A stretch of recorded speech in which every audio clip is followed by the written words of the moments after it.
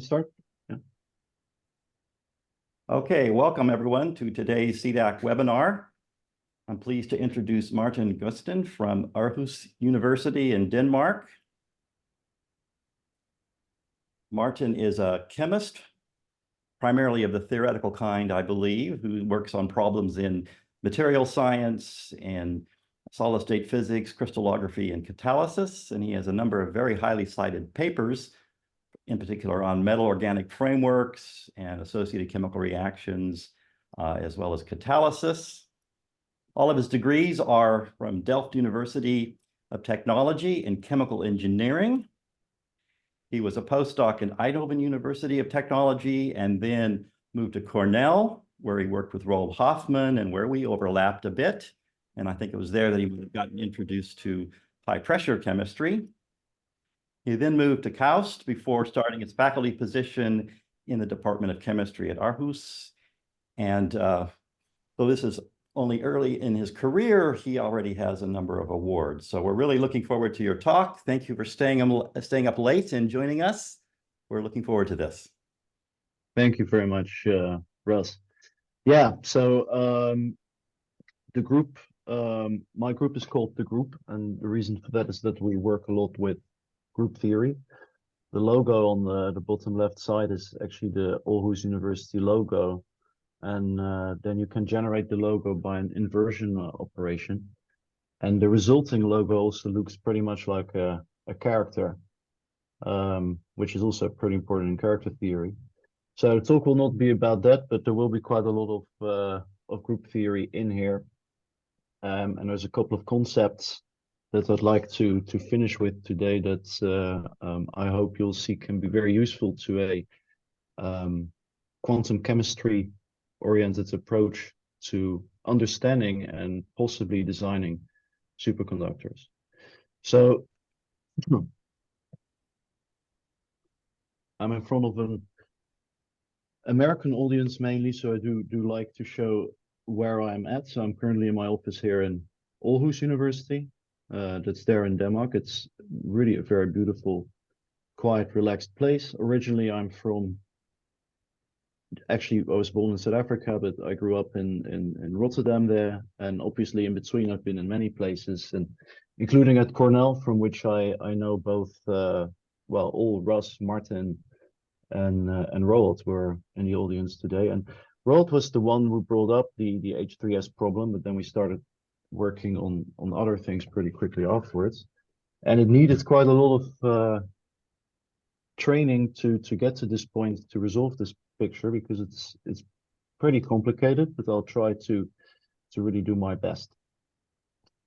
Yeah, so Neil Ashcroft is the father of all of this. So he predicted quite correctly that metallic hydrogen, if it would exist, could be a high temperature superconductor on the very simple basis that high frequency phonons drive high critical temperatures in conventional superconductivity, according to BCS theory.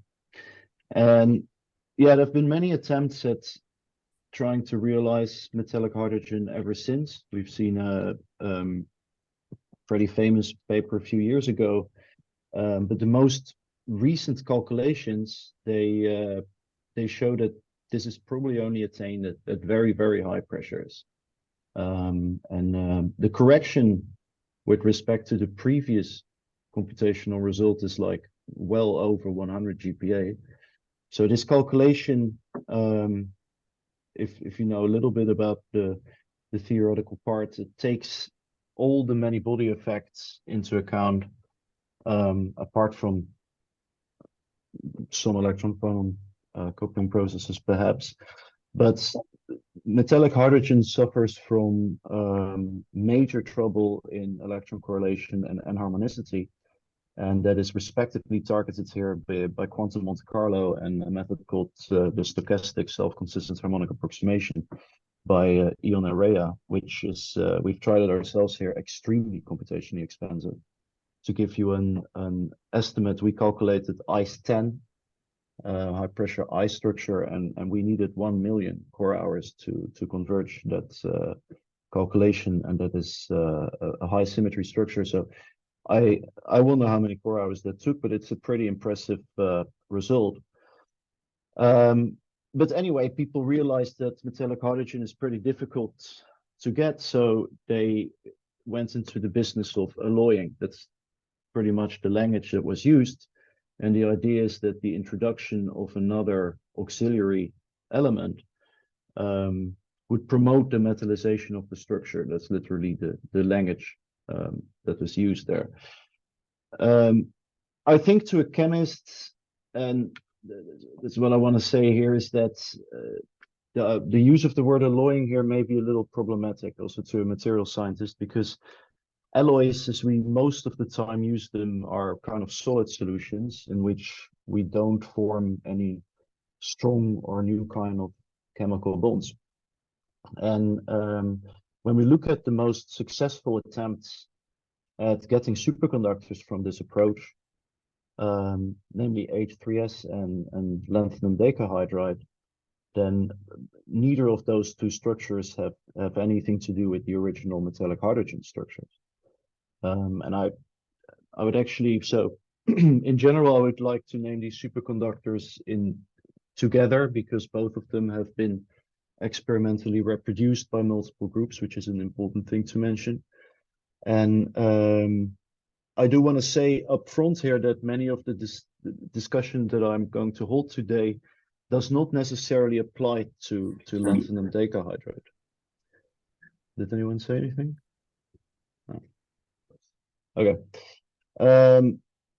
But especially when you look at H3S and you see there this octahedral structure here, highly chemical structure, students, they love it when you show it to them. They find it very interesting that such a thing exists.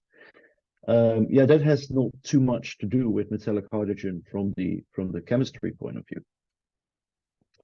So another thing is, so it has been reproduced in actually synthesis from pure elements. So back in the day, they made it from pure hydrogen sulfide, and now they're able to make it from the elementary composition, which leads to improved crystallinity. But most important in the context of what I want to talk about today is the response to pressure. And that's actually a pretty notable thing, is that superconductors have different ways in which they respond to pressure. But in this particular case, you go to TC of almost 200, and it only drops like 20 Kelvin perhaps in a range of like 75 GPa plus, which is a pretty small response to such a big change in pressure. That's a pretty interesting question that was brought up, and that we'll get back to today.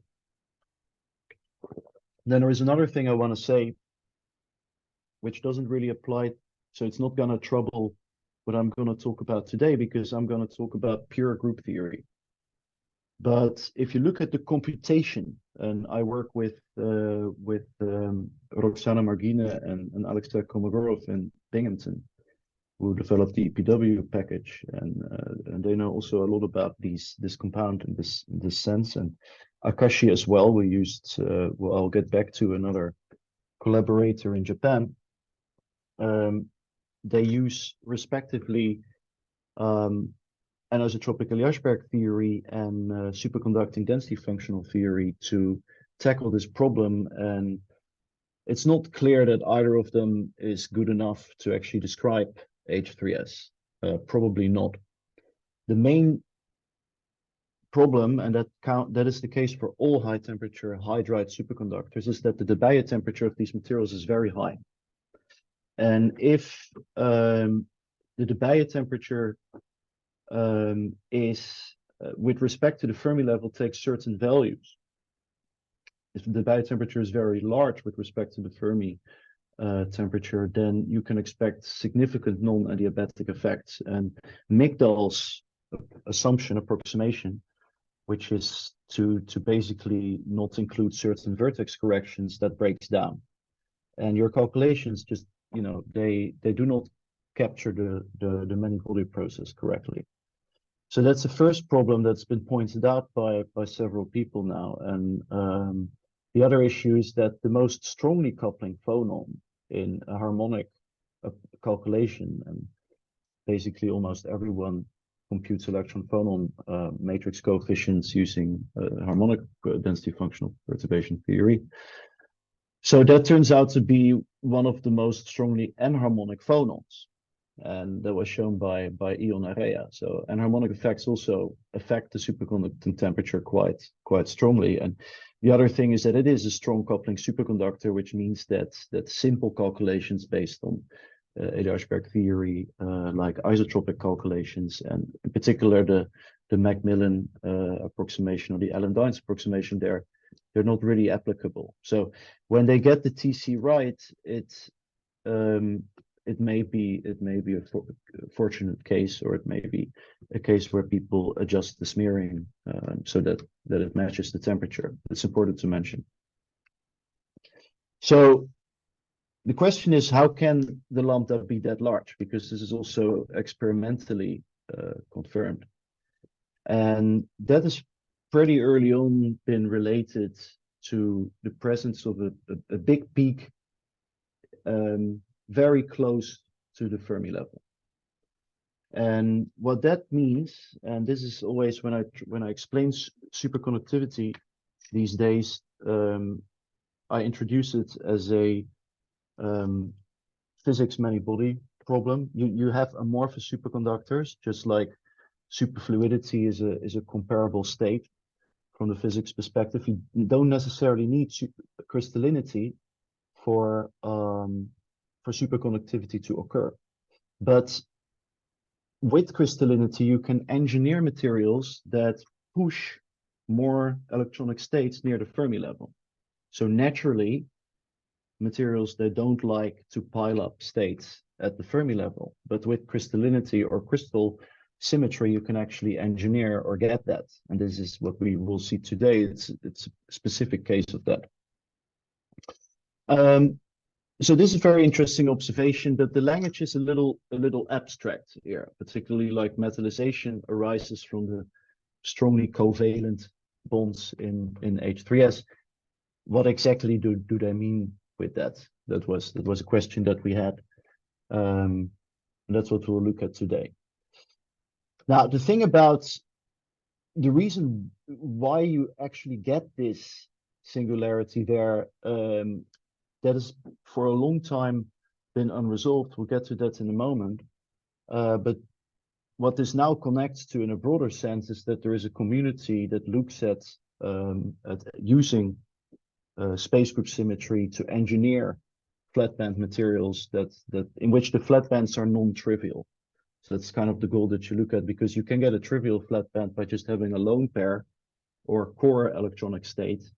But they have zero overlap with their neighbors, so they're not interesting. But what people look at is actually atomic orbitals that have overlap with their adjacent sites, and then still they are flat bands. And there's a very large and active community in there that actually is quite interested in this particular problem, as we found out.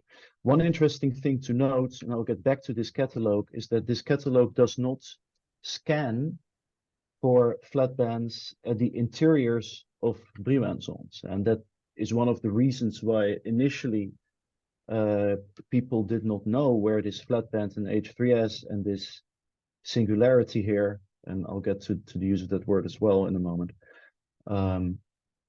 But people were not sure from where exactly that arises, because if you take a look at the band structure here, okay, this is clearly a zero gradient point here, but we can find many zero gradient points. We can find here one as well.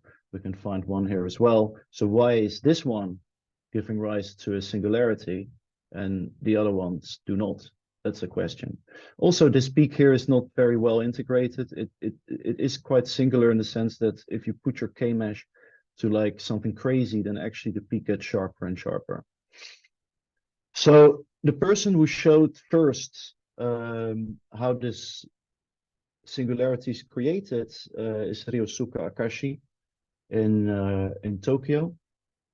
And what he shows, and this is of significance to what we get back to, is that if you have some kind of hypersurface with 4 minima or maxima at a site, the picture is a little bit more intricate than this, because this is actually, he used a conventional cell in the calculations there, which complicates the crystallographic picture a little.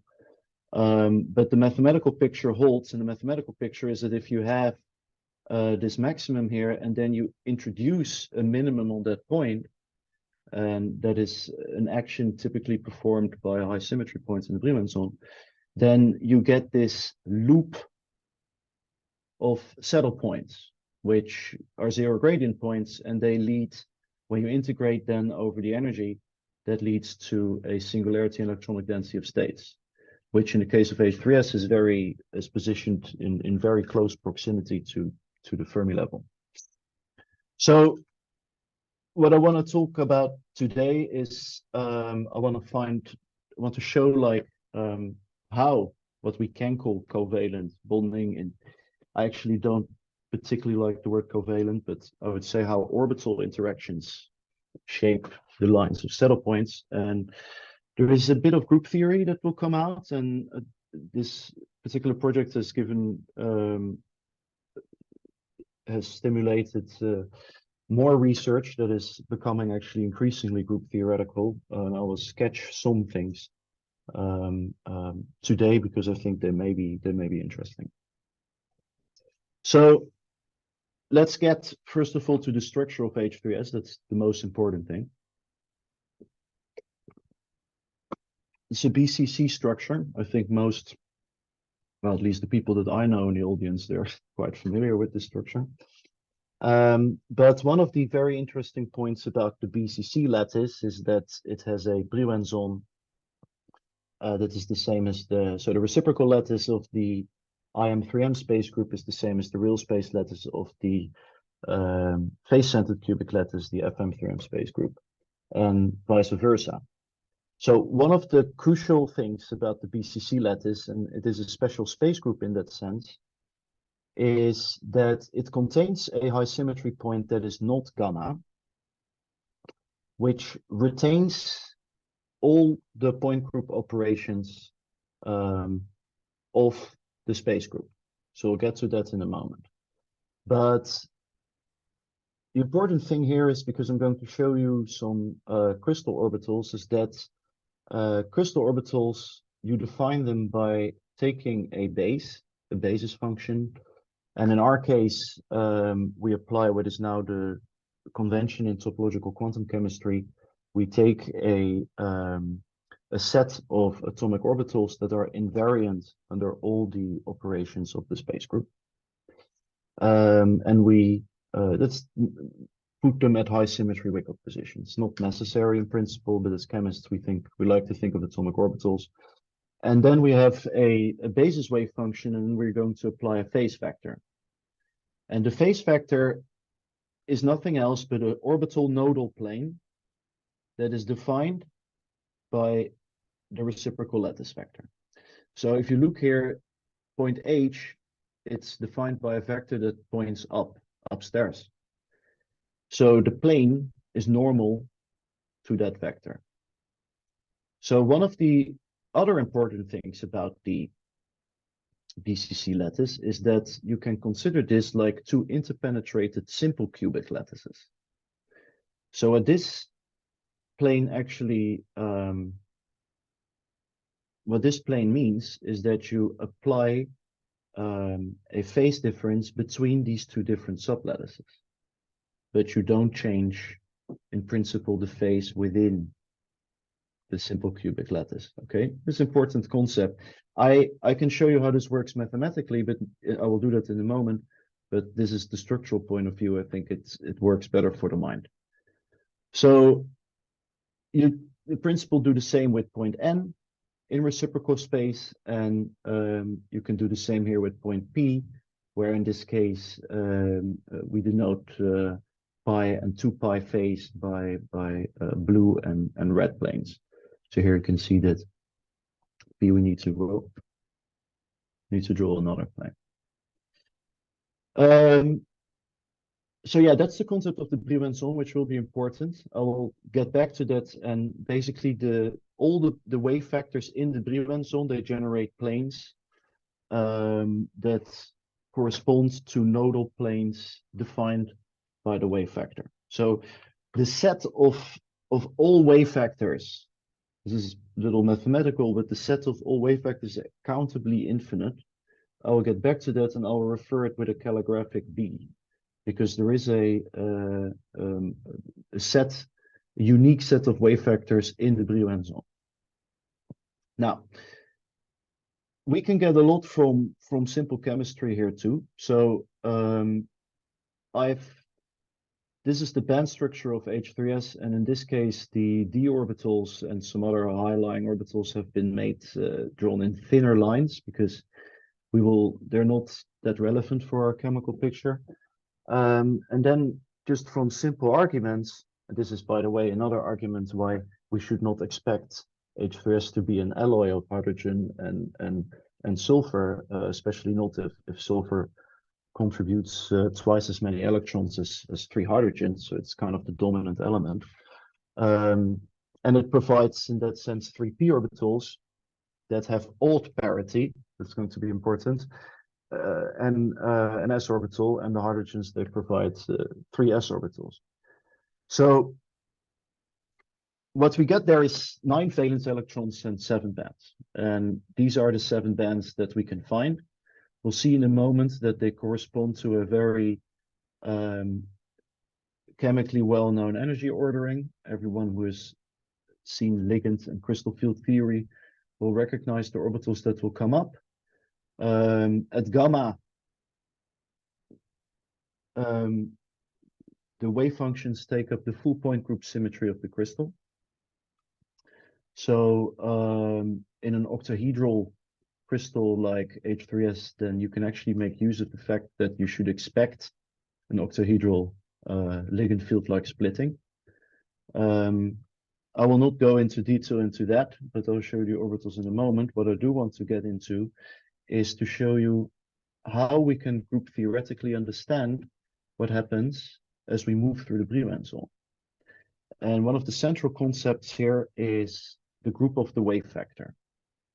So the wave factor itself carries a group, and I have recently started to define these things mathematically properly, because in that sense they connect better to atomic orbital pictures. So I'm introducing 2 concepts from mathematical crystallography, which are the orbit of the wave factor. This is equal to what the solid state physicists call the star of K. And then here in the bottom, I will call that the group of the wave factor in general. Mathematically, it corresponds to the stabilizer subgroup. Physicists call that the little co-group. And that they do that because there is also something like that in particle physics, and physicists always want a theory for everything.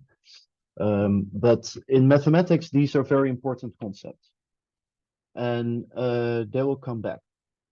But let me explain you how this works. So we just want to understand what is the group of K, and this is actually an example that I use in teaching, where I use a square lattice. 2D lattices are ideal because 1D lattices, they give you nothing, and 3D lattices, they're kind of too complex often. So 2D lattices can give you a picture of how you can derive that.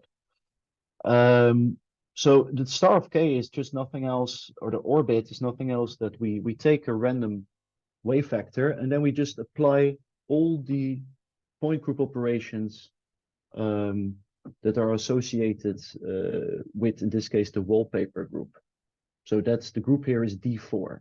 Okay, these are the symmetry operations. This is C4 rotation, C2. They're different kinds. So if we have a random one and we apply all these operations, then we get 8 different vectors there. And the only element that keeps K fixed is C1.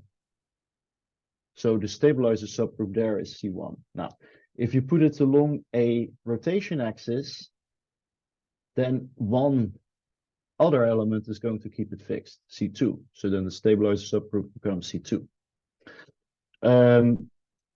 if you put it at the Brillouin boundary, in this case again C2, and in this case it becomes D2, and if we put it at a corner point, then we actually retain all the operations of that local point group. This is an important concept that I'll get back to as well, because this is very unpredictable across space groups, this particular stabilizer subgroup property.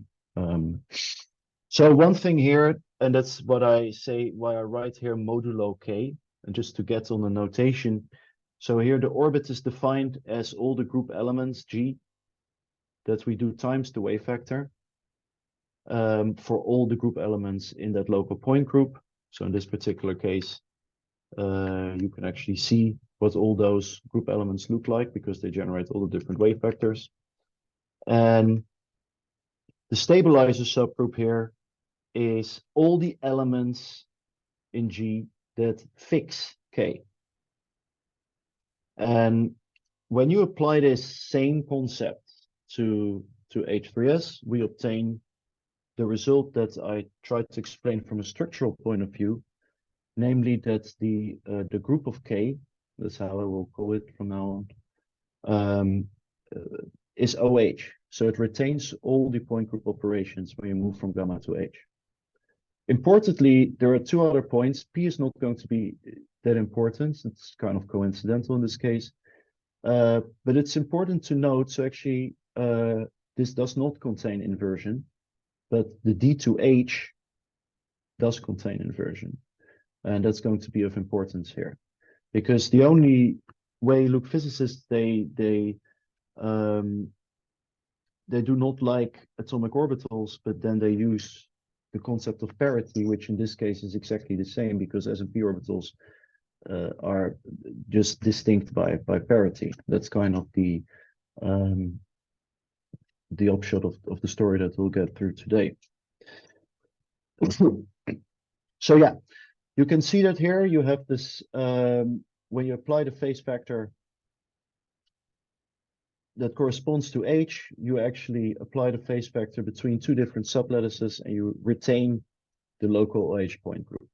So what we get now is the crystal orbitals, and the ones that you construct at gamma, they look very much like what you would expect from a chemical point of view. So here you have a triply degenerate set of orbitals and a doubly degenerate set of orbitals on top. It's very important to note here that because of the presence of inversion symmetry, all the orbitals here are necessarily all S or all P. So they are split by symmetry and grouped together. And this is a little bit the way that we look at electronic structure here, is that the Brillouin zone is kind of dressed up by high symmetry points, which serve a role of fixing atomic orbitals into distinct sets. And also at the same time, they create the energy minima and energy maxima. So they it's kind of like they dress up the Brillouin zone and then the bands fall in between and interact. And you can kind of, using different methods, predict how the bands run in between those high symmetry points. So the importance now of having two high symmetry points with OH symmetry is shown here, because when we move in that band structure, what happens here is that we create an SP energy inversion. So this is pretty interesting. Here we have the group of p orbitals that are along the, let's call it the y direction, up anti-bonding, and they turn into bonding. And this is a well-known result. I'll show it in a moment in actually a simple analogy. And the reverse happens for the EG orbitals, which actually also change in the phase factor. And what you get here is a change in energy ordering. So the because the orbitals, the EG orbitals, which are all S, they decrease faster in energy here than the T1U orbitals. They switch energy, and that's going to be of the outcomes of this are consequential for the superconductivity of H3s, because that energy inversion creates a topological point, because if you inverse energy when you go along one path in the Brillouin zone between these two fixed points, then you have to invert it back if you would return in another path back to gamma. So that three-dimensional picture is not super clear, particularly the EG orbitals are not you can actually plot them as orbitals. They, in a computer program, they become a little better to see, but the situation is exactly analogous to that what happens in a 1D chain. It's not exactly the same because you cannot create, you can only get one saddle point in a 1D chain. So you need to create actually a surface to get lines of saddle points. But the mechanism, the group theoretical mechanism, is exactly the same. So in general, when you apply the phase vector, p orbitals, which are anti-bonding at gamma, will go down and become bonding. And s orbitals, which are of even parity, they will go up and become anti-bonding.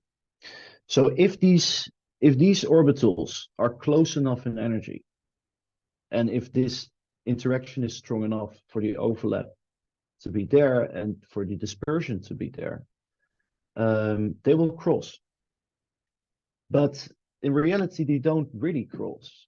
And the reason why they don't really cross is because they, in between the two high symmetry points, the symmetry allows them to mix.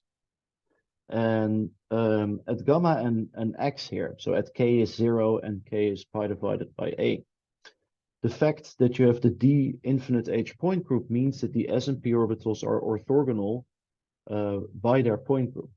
But the fact that you lose the inversion operation here means that they can mix. So what happens is that as more you move in reciprocal space to the right, the more the S band transfers its character into the P band and vice versa. And by the time we have ended up here, this has become completely P and it's become completely S. And that must be the case. That's symmetry enforced because they are split by parity here. So it's essentially exactly the same thing happening here. They mix, and it's important also to note, that's one of the differences, is that it's only one of the three p orbitals that can, along this, let's say, if we take one direction in the Brillouin zone, it's one of the three p orbitals that can engage into this avoided crossing. And that's what it is, it's an avoided crossing. So I'll get back to that in a moment, but it's important to realize that there are multiple symmetry equivalent points H, and that actually helps in creating more flat bands. So in this case, I've now drawn you a picture which is, let's say, the py orbital, which switches sign here, but I could define a symmetry equivalent point H where we do the same with the px orbital. The other two p orbitals, they actually stay orthogonal and degenerate in the path in between. So what we get here is that you've got three A1 bands. And actually, if you would draw if we would give the irreducible representation of these bands, then we would also call them A1. And even from the representation theory point of view, you can show that they're similar in that sense. But what we get here is that we get an SP inversion that is induced along this path. And then what happens when we continue from H to N, this inversion is reversed.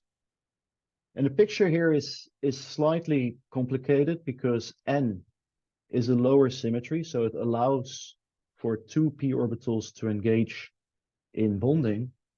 But the p and the s orbital at play here, it still has enough symmetry to split these orbitals and get a pure s and a pure p orbital here. And also here, I could have drawn, I want to focus on this particular avoided crossing. So what this diagram shows, every arrow indicates an avoided crossing. And the avoided crossings all take place. It will become more clear in the band structure on the next slides. Between three bands that are interacting through these avoided crossings. So here is actually the third A1 band, which does show an avoided crossing is not that clear. But what happens here is that this band, which is all S, starts out here, actually crosses and moves here. Well, with the band that goes up there.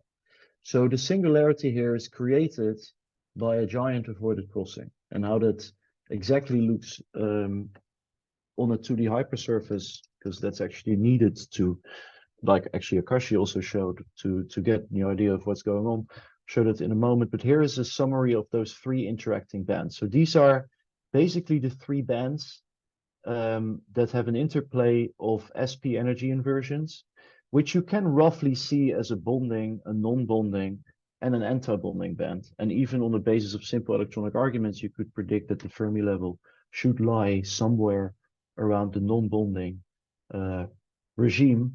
It does seem a little coincidental that it's exactly almost at the Fermi level, but that's the picture at play here. So this is the first SP energy inversion, and this is the inversion inverted. And that's required because if we are in a closed path back to gamma, then we need that to happen. So in a similar line, this is what happens when we move to point P, which is of tetrahedral symmetry, and that actually creates some degeneracy also in the paths, in the high symmetry lines in between. So you get an anti-bonding and a bonding combination of the S and P orbitals there. And then you get an avoided crossing between P and H, which is kind of expected because if you would walk back from H to gamma, you would get another avoided crossing. So in a closed path from gamma via several high symmetry points back to gamma, you would either have 0 or an even number of these SP energy inversions with avoided crossings as a result. So the important thing here is that, and this is the hypersurface in which this happens, is that, so what, here we can see what we have. Here you can see that the energy goes down, so gamma sets a maximum, and then here you have H that sets the minimum. And this is a hypersurface on which this all plays out, and which actually Akashi has shown to be the reason for the singularity. And what this geometrically represents is that we have here a hypersurface with two maxima and two minima at opposite ends. That is the classical saddle point scenario. So we would normally get a saddle point here, but that's a single saddle point. We would not necessarily get an entire loop line of saddle points. So it's exactly what Akashi showed, is that happens because we have another high symmetry point there. And together, that shapes actually a group theoretical picture that is more broadly applicable. So mathematically, points gamma and H are quite unique. So they can be defined as what in math is known as the set of G invariants. They're the only 2 points at which the wave vector is fixed under all the elements of the space group. Those two basically set the boundary conditions for this hypersurface.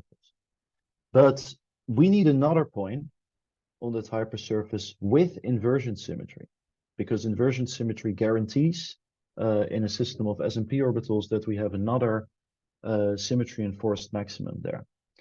And in this particular case, what we have is that we have here a point group D2H, which contains inversion symmetry, but it does not necessarily need to be D2H if we look at it more generally. You can look at hypersurfaces that just contain point groups that split S and P orbitals in the way that you want. So here is actually what we see here is a configuration of atomic orbitals. So let's move to a known result, which we have here, is that S&P orbitals completely split. And in this case, the brackets also denote, so if there's a bracket around it, it denotes that it's a higher dimensional irreducible representation. So this is a triple degeneracy. This particular case can be enforced by all these point groups. So I've also filtered the point groups here for point groups that exist within space groups, because there are some point groups that exist for molecules, but not for space groups in 3D at least. And so here, what we can pick is, we don't necessarily need this high symmetry. We can in principle also have CI symmetry, because that would also split S&P orbitals and create another maximum. So with this tool, we can simply look for hypersurfaces that contain local points where the local group, the stabilizer subgroup of the wave vector, is chemically relevant. That's a concept that, we are currently drawing out more generally.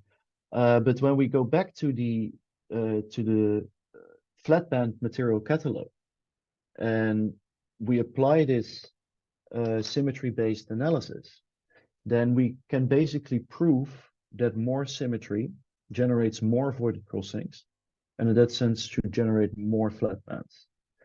And my student,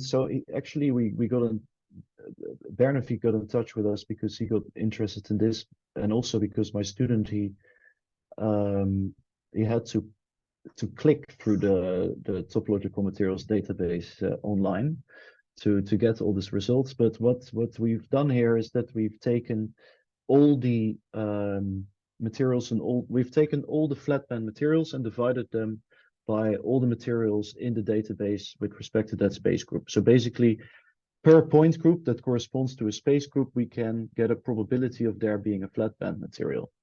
And what we see quite clearly is that there is a spike when we have the inversion operation present in the point group. That's where we know we get splitting between S&P orbitals. And in general, we see that the higher symmetry point groups, and that really is because they induce avoided crossings and they induce more flatbands that way, they lead to more flatbands, and in that sense also to more singularities. So there is one thing in H3S that I want to return to, and that respects the bonding.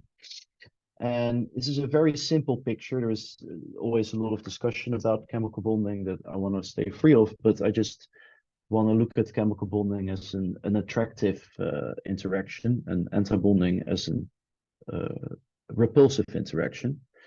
And if I apply like an extremely simple line of thinking to this picture, the general picture of avoided crossings, then what we have here is an orbital that is anti-bonding to the left and an orbital that is bonding to the left. And we also have an orbital that is anti-bonding to the right and an orbital that is bonding to the right, and they're connected to each other. So there is a very simple tool which is called the radial orbital energy slope, which defines chemical bonding in the following way. You just take the molecular orbitals, and then this is diatomic. So they did this for CO, carbon monoxide, because it's one of those molecules that some people, they love to discuss whether it's a bonding or a non-bonding orbital. And then they slowly decrease the bond length. So they bring the nuclei closer together. And if then the energy eigenvalue goes down, it's a stabilizing interaction. If the energy goes up, it's a destabilizing interaction. So I think as long as you're clear about your definitions, it's a pretty good definition of chemical bonding. It's pretty simple. And when we compute this for H3S, we get the following property. So just as we would expect from the avoided crossing picture, because if we have a bonding and an anti-bonding orbital at one end, which I'm using my hands now, the anti-bonding has to go up and the bonding needs to go down. And at the other hand, this one goes up and the other one goes down, then somewhere in between, just geometrically, there must be a fixed point. So it must be non-bonding. And so we are actually also able to show that this is a general thing that's very often around the avoided crossing extrema across all the space groups, actually. These states tend to be non-bonding. So this picture may be more general than just for H3S, but what this shows is that, so here in the bottom, you can actually see that the states go down in energy quite a lot when we put the nuclei closer together. And here on top, they go up in energy. It recovers actually, it's pretty much the same picture as a COHP analysis using the crystal orbital Hamiltonian population by Donskowski. And you can actually see that here, it's pretty much non-bonding. And if that is non-bonding, it means if the energy eigenvalue is not changing that much as a result of pressure, it means it's going to stay there when you apply pressure. And that is pretty much pretty much in agreement with the low pressure response that was observed experimentally. So let me give some concluding words. I don't think it's been too long. Well, yeah, so this, I've shown this before. I actually think Russ has seen this before also. But I like to show this, that high temperature superconductors, they're non-ordinary metals. So normal metals, they look like, if you want to explain your grandfather what a metal is, maybe you'll use this picture of positively charged nuclei that are glued together by electrons around it. High temperature superconductors, they tend to be metallic, but also they have very well drawable and definable chemical bonds. And there is a clear link between strong chemical bonding and superconductivity. And I think that what we see in this work that we do on H3S here is that we've gotten a small step closer to understanding how that works, because strong chemical bonding typically leads to certain orientations and space group symmetries that give rise to, for instance, an accumulation of states near the Fermi level. So I also want to show that there is a lot of, I think if you, with some pretty simple chemical arguments, because this all is not more complicated than an SP avoided crossing in a 1D chain. It's essentially the same mechanism. So there is a lot of overly complicated characterization that defines things on the basis of chair numbers and topological invariance. I don't think this is necessarily required. I think it's even better to look at it in a way that connects to atomic orbitals, because then we can predict what a change of element does to the system. Give an example of that. And this also looks at Van Hove's singularities. Now, Van Hove's original paper, I have a little trouble with the fact so many people always call it Van Hove singularities, because it is originally derived for phonons. And there are so many different types of zero gradient points that it now becomes a little undefined to just call any zero gradient point a Van Hove singularity. But what we do show here is that there is a reduction in dimensionality, in particular a 2D hypersurface on which things play out.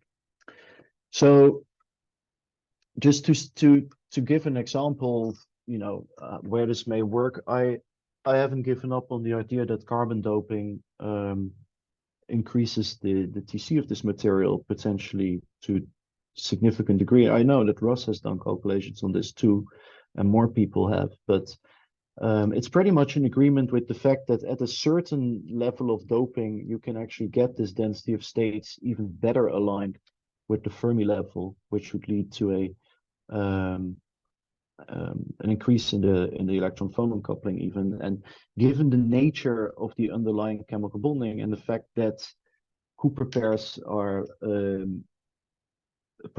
they're formed by time reversal symmetry, which is not a spatial symmetry. So that's why superconductivity, at least to some degree, is robust against defects. Gives me pretty big hope that this picture works. So yeah, let me finish with this. So one of our endeavors is now to define the set of all hypersurfaces in all 230 non-magnetic space groups. That is an infinite number of hypersurfaces, of course. But when we start to define chemically relevant hypersurfaces, and this is just using, so you can create this table for s and p orbitals. I can also create it for p and d, or s and d. Typically, there's not that many elements where you have them all at the same time present. But using this table, you can, for instance, define the set of hypersurfaces which contain at least two distinct points with inversion symmetry, and then you capture all the hypersurfaces where you have sp energy inversions, potentially, if the atomic orbitals are closely aligned. So these kind of things, they can be efficiently done with mathematical tools. That's been shown by the topological quantum community. So, and for the people who are interested in this is actually Sebastian, who's done all the majority of the orbital work, and this is his paper. Yeah, this is also the only picture that I have of him still, that we deal with it. So he's written a program in Rust. The fact that it's in Rust was his decision, where you can actually generate the crystal orbitals for both H3s and for yttrium hexahydride. I think he maybe has implemented it for lanthanum decahydride as well. It's uploaded somewhere on in our GitLab, so the people who like that, I can send it. It's not really optimized. I prefer to do some things via Wyckoff positions, but it works, and that's all there is to it. So, complicated story. I hope it was somewhat coherent. I do want to thank my sponsors, and I would like to thank you for your attention. Thanks very much, Maarten. Really quite interesting. Are there questions, comments from Maarten?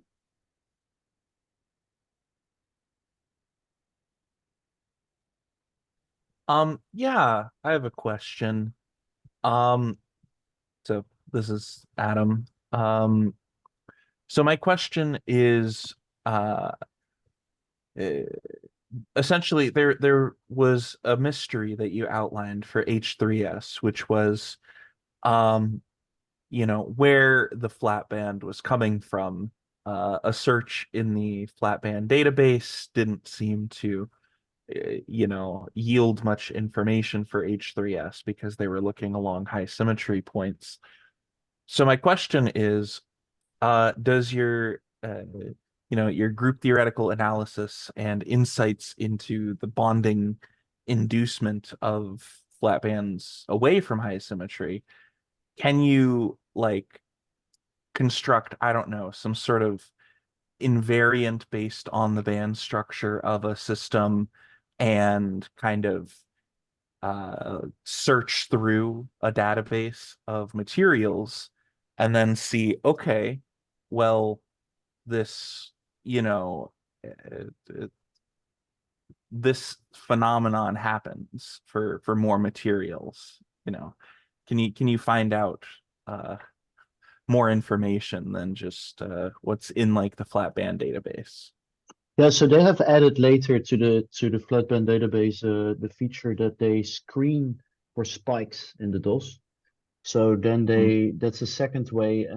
But I've been in touch with the authors, and I do think it's quite clear that they don't capture all of it. There's quite a lot of mystery in there. When I go to the definition of an invariant, I mean, when we look at let me get here. This is actually, so we have actually a picture of this property. So basically the gradient in this sense. So to define an invariant, usually you need something like a curvature, like a Gaussian curvature. And we are thinking about a possible invariant that you could get by integrating, for instance, a Gaussian curvature of this function over the entire Brillouin zone.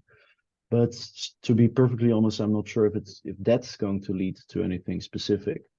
What I do think will lead to results is this approach, because with this approach, look, I give here the example of CI point group, but if we take a high symmetry point group like TD, which is usually what we need for many chemical relevant systems, and the majority of superconductors, they need at least one of those symmetries to be present, then this number of total hypersurfaces that you can find in any system becomes very, very finite.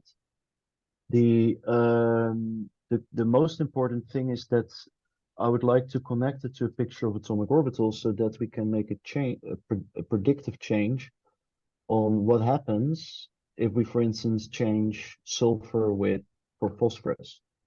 Can we base our prediction on that? That's why we need the LCAO picture, because it's sort of been missing from the invariant like based picture, because they typically define global sets of often Wannier functions.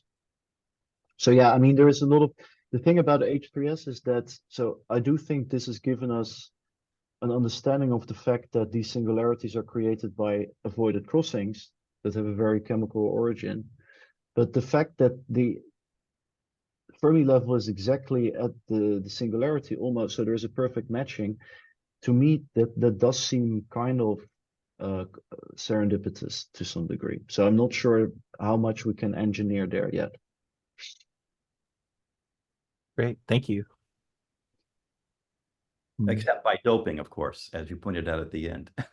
Yeah, no, yeah, but it's difficult to predict from a ab initio structure, crystal structure thing. Right, right. I guess what I was going to ask, I'm not sure the best way to put this is, at what point do you need to, invoke a specific Hamiltonian? I mean, you march through the constraints or the predictive value of using group theory here and looking at the avoided crossings, but at some point you need to actually calculate the energies, right? And you need to solve a Hamiltonian, which then will, I presume, tell you how sharp your singularity will be, and so on. So I guess I'm trying to figure out at what point will you need to, actually do a full calculation to predict, say, the sharpness of your singularity. Yeah, so it's a very good question, but this is also some of the people in the topological community, even they haven't been often able to translate this very well to the chemistry community, but they've done a lot of work on this. So if you can show, for instance, that the representation theory picture, not even a topological picture, but if that remains adiabatically connected from a non-interacting system to a interacting system, and there are ways to do that, then you can show that any kind of degree of electron correlation will not change your result. So that's why I like group theory, because you can prove things and then you're free of any discussion. But what you're absolutely right in is that you will need, so it's almost the same as, when we ask Roald to draw the orbitals of some crazy transition metal complex, then he gets quite a lot of them right, but he doesn't know exactly how far the energy ordering is, or like always which orbitals can interact with what. So I think for maybe well-defined elements like, so this is sulfur and hydrogen and carbon and hydrogen. We can have an idea of whether the s and the p orbitals, for instance, like close enough to interact. Right. Because, for instance, if we would take a very heavy relativistically stabilized atom with an s orbital that is very low, then it may be too low to interact with any p orbitals. So. In fact, Roald has a question. Go ahead. Yeah, thanks, Maarten. Can you hear me? Yeah. Yeah, that's a very good account of the symmetry things which puzzled us so much in the past and which are now clearer. As you hinted, what you have is something that's very good for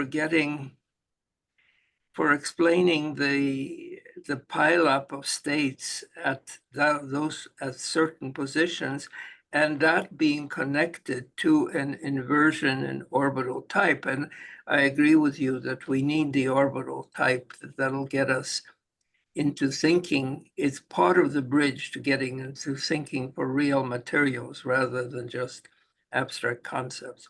But as you hinted, you said that one doesn't know if it's an accident that the Fermi level comes so close to this peak.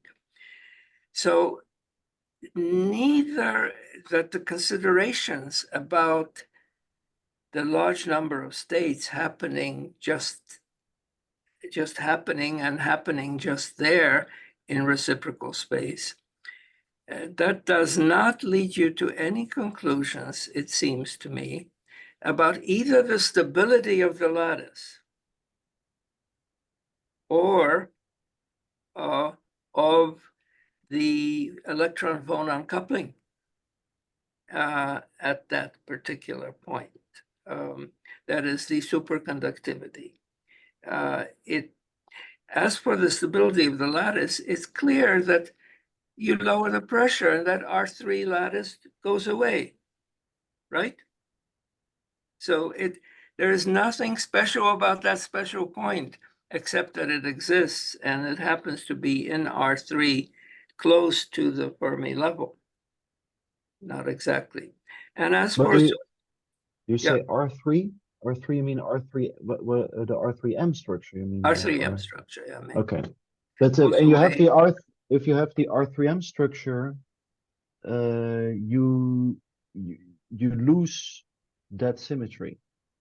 So because then it becomes rhombohedral, and then it's because the distortion is not that large, you still get some similar situation, but you do lose, for instance, this G invariant property. That is really a BCC lattice kind of thing. Yes. Anyway, I think we still have a way to go to get a chemical picture of the superconductivity, or a more chemical picture of the superconductivity. But I'm glad to see this, you work this through in such detail and understandable at every point. Maybe another way of expressing that is, yeah, when you decompress, you actually undergo a structural transition, and that's actually also where the maximum TC is. So how do we relate the structural stability of cubic versus rhombohedral to actually where the maximum TC is? That's actually in the harmonic approximation where you get this mode softening and this huge contribution from electron-phonon coupling for those soft modes that take you from cubic to rhombohedral in H3S. Yeah, but that's sort of, I think, all kind of understandable with relatively simple arguments. I mean, both the pileup of the states at the Fermi level is, I mean, you can show that to be mathematically directly proportional to lambda. So the more basic, that's why it's a pretty good way to how to increase lambda is like increase the number of states at the Fermi level. The second thing that Russ describes is, I think, when you move to the transition point where you get the highest TC, you have a phonon mode softening taking place, right? So that phonon mode needs to go somewhere to zero, and we also know from the math that the electron phonon coupling will become stronger because there is a 1 / omega-2 dependency. So you would expect from that picture that it should, near the structural instabilities where it happens, and that's why in superconductivity very often it happens near the structural instability. But that's why it's important to both get the phonon and the electron picture. Here in this talk today, I completely ignore the phonon picture. So it's not enough to explain superconductivity because you cannot do it with electrons alone. And the fact is, the same sort of thing emerges in lanthanum decahydride with respect to the phonons in these calculations. But there, you do not have this incredible singularity when you do the same sort of calculation. So it has elements of the same features, but not all of them. Yeah, so you probably know more about this, but there is this quite interesting work about what they call the fluxional nature. So they claim that the defects, they play a role in the superconductivity there, and there's this Feynman path integral molecular dynamics paper that came out where they show the so I'm not is that correct, you think? Because then it's kind of a the same sort of defect. applies to H3S, you know, because it's basically trying to take into account at a higher level than SSCHA the 0 point effects.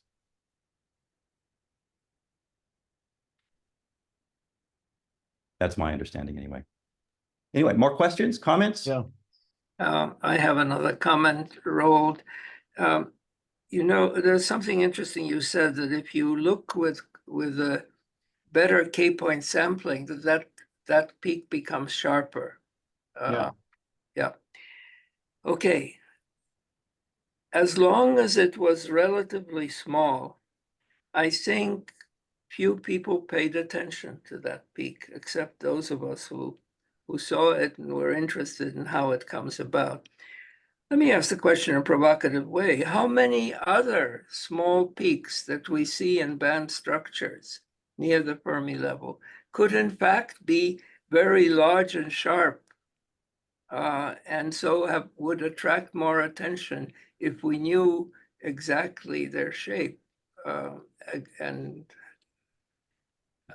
Yeah, so there is a way to compute if a band structure, if a certain flat zero gradient point leads to a singularity or not. But for that you would actually need that hypersurface picture across all the space groups, because then we can scrutinize across all space groups whether such scenarios would occur. One thing is, what is perhaps related to your question, that's why I actually wanted to go here. So there are multiple peaks here, right? So we've also actually analyzed that some other peaks in this density of states, they're also singularities, and they are on the same hypersurface as H3S. At some point, like the picture gets so complicated that you can overanalyze the thing almost, but there is a way that if you there is a way to go from gamma to H and then avoid the SP energy inversion.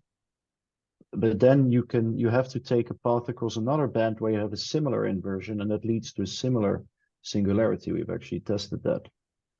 So there are multiple singularities that are connected in this way in such a system, potentially.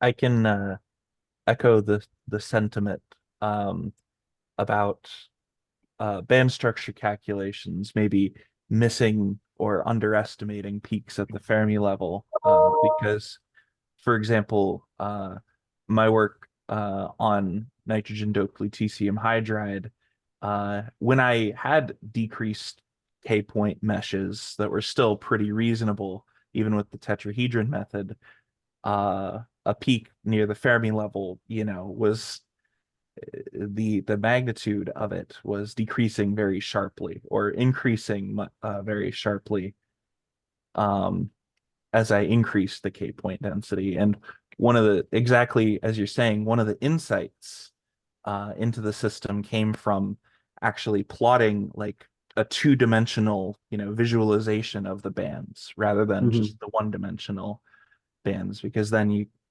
could explicitly see basically this of the hypersurface flattening out.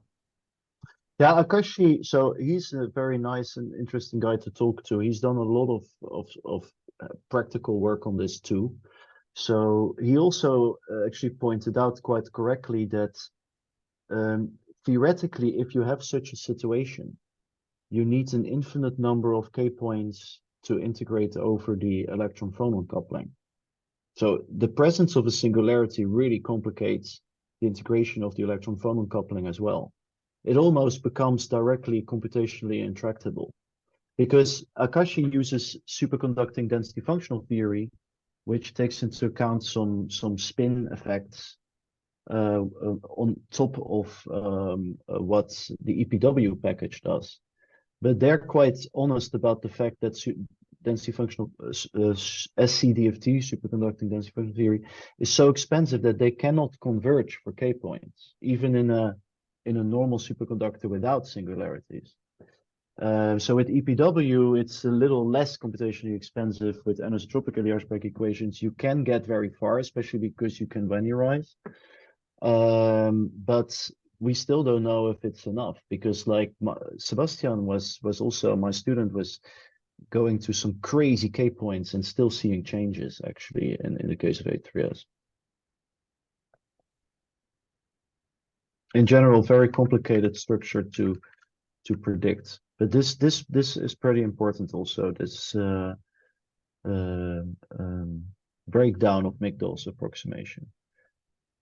But it's I sort of like it almost, because it creates more work for us, because then we can use qualitative pictures instead of this, and also this creates problems for, so this is a very chaotic system almost, so you cannot train machine learning algorithms on top of it unless you want a noise producing machine. Okay, great. Terrific discussion. Any more comments or questions? Thanks very much, Maarten, for Cheers. exciting, provocative talk, and great to see so many old friends. Yeah, I'll try to join for the next meetings also. Now I have a little bit more time. Okay, very good. Thank you all for joining us. Yeah, thank you. Thank you.